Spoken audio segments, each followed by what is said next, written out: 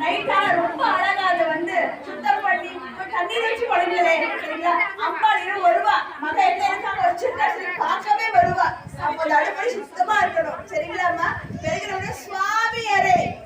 சுவாமி அறையுமா அந்த பழைய பூவெல்லாம் எழுந்துட்டு அந்த சுவாமி அறை பார்த்தீங்கன்னா அவ்வளவு அழகா வைக்கிறோம் பார்த்தோன்னே அம்பாள் வீட்டுல பார்த்தோன்னே ஆமா இந்த பெண்மணி எவ்வளவு அழகா வச்சிருக்காங்க சொல்லி சந்தோஷப்படுறதே தவிர என்ன வீடு இப்படி இருக்குன்னு சொல்லிடக்கூடாதுங்கம்மா அவங்களோட வாசற்படி அடுப்படி பெருகிற சுவாமி அறை சுத்தமா வச்சுக்கணும் அங்கதான் அம்பாள் இருக்காம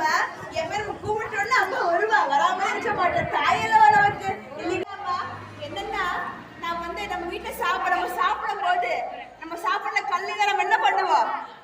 எப்படி வலிக்கும் இல்லைங்களா அதே நான் வந்து ஒரு கல்லு கோலம் வாசல்ல போடும் போது அந்த கோலம் பாத்தீங்கன்னா எத்தனை ஜீவன்கள் அது சாப்பிடுது இல்லையா அதுல சில ஒரு கற்பிணி ஒரு ஜீவனா இருக்கு அது சாப்பிடும் போது நம்மள சபிக்கும் அது ஆஹா இந்த வீடு ஒரு புண்ணியம் வந்து போட்டா பாரு ஒரு கோலம் எனக்கு பசிக்குதுன்னு சொல்லி வாய் வந்து வச்சு ஆனா கல்லு சாப்பிட முடியல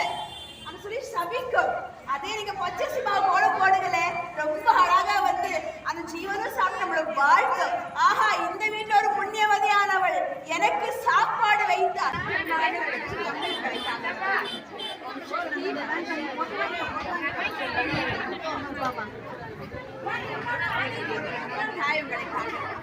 கிடைக்கும்